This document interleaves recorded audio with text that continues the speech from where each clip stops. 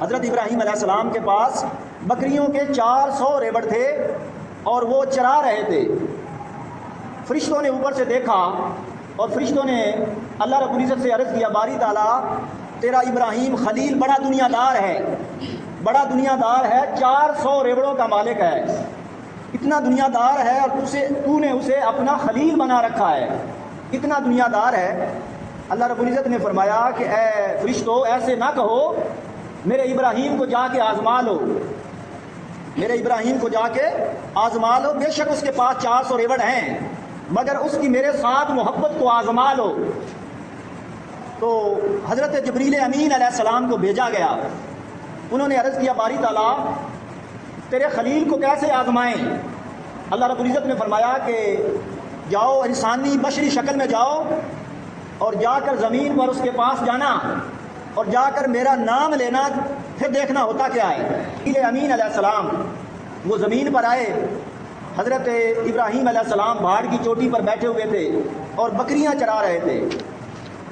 حضرت جبریل امین علیہ السلام نے بآواز بلند اللہ کا نام لیا، اللہ کی ثنا کی، اللہ اکبر۔ امام دہلوی کی روایت میں ہے کہ یا قدوس کے الفاظ آئے، جبریل امین نے آ کر یا قدوس پکارا، اللہ کا نام بلند کیا۔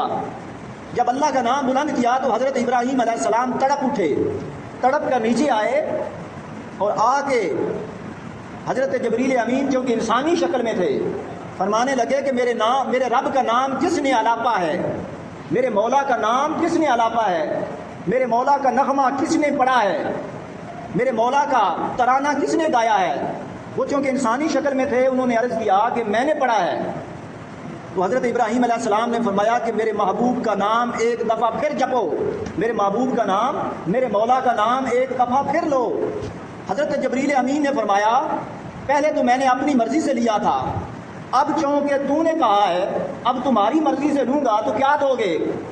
آپ نے فرمایا میرے پاس 400 ریوڑ ہیں، 200 ریوڑ لے جاؤ اور مجھے میرے مولا کا نغمہ پھر سناؤ۔